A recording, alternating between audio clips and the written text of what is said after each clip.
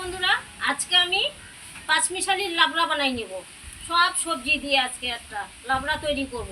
দেখুন, তার জন্য সব কিছু কেটে নিয়েছি। মিষ্টি কুমড়া, বেগুন, পটল, ঝিঙ্গা, পুঁই শাক, সব সবজি দিয়ে লাবড়াটা বানাবো। তো এবার দেখুন, আমি কড়াই বসিয়ে দিয়েছি। এবার আমি সরষের তেল দিয়ে দেবো।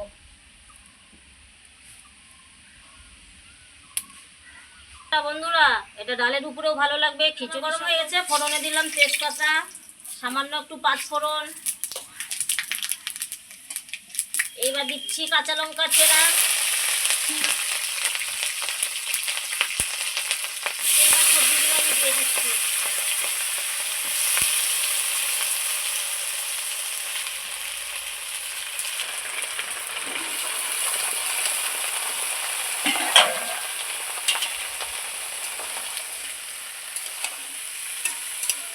একদম জমে যাবে বন্ধুরা, জমে যাবে। দেখুন, আজকে এই লাবড়াটা আমি বানিয়ে নিচ্ছি।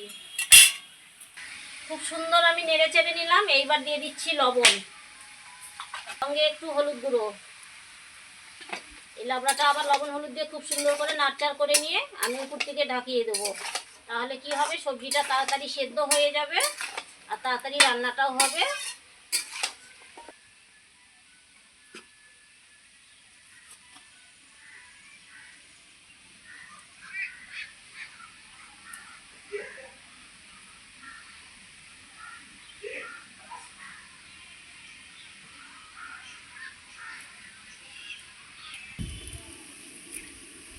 ঢাকনাটা খুলে দেখে নি। কি সুন্দর মজে গেছে সঙ্গীতা। আমার লাবড়াটা কত সুন্দর হয়েছে, দেখেছো? ঢাকা দিয়ে দেখো, সবজিগুলো সব টাটকা সবজি না। এইবার আমি আদা জিরা বাটাটা দিয়ে দেবো। খুব সুন্দর একটা গন্ধ বেরিয়েছে লাবড়াটা থেকে। দারুণ লাগে। খিচুড়ি আজকে বোধহয় খিচুড়ি হচ্ছে, বুঝতে পেরেছো? খিচুড়ির সঙ্গে যা লাগে না এটা, উফ, আমার জিভে জল চলে আসছে বলতে বলতেই। আবারও আমি উপর থেকে ঢাকা দিয়ে দিলাম।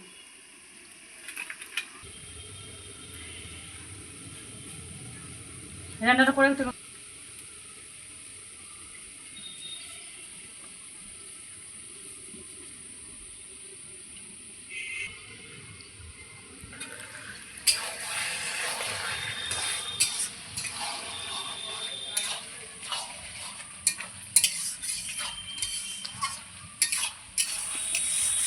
এই যে বন্ধুরা, এই যে আমার লাবড়াটা দেখুন, কাঁচা লঙ্কা আর এদিকে আদা জিরা বাটা দিয়ে করেছি। কি সুন্দর হয়েছে লাবড়াটা, দেখছেন তো? কালারটা অপূর্ব, খেতে লাগবে।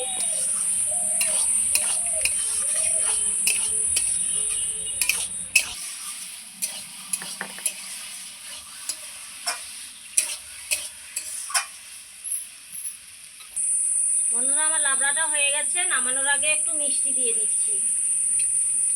এই লাবড়ার মধ্যে কিন্তু একটু মিষ্টি না দিলে টেস্ট হয় না। দেখুন কতগুলো ছিল এক কড়াই। লাবড়াটা দেখুন শুকিয়ে কতটুকু হয়ে গেল, মজে গিয়েছে। সব সবজি টাটকা সবজি তো।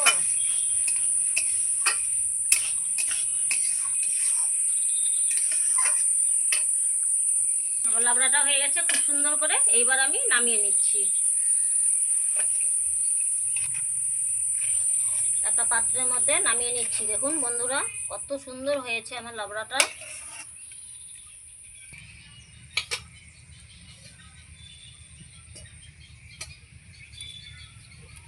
বন্ধুরা, আমার লাবড়া হয়ে গেছে। আমার লাবড়াটা কীরকম হয়েছে অবশ্যই কমেন্টে জানিয়ে দেবেন। আমার রান্নাটা যদি আপনাদের ভালো লেগে থাকে, সঙ্গীতা রীতা কিচেনে সাবস্ক্রাইব করবেন, লাইক করবেন, কমেন্ট করবেন, বেশি করে শেয়ার করবেন।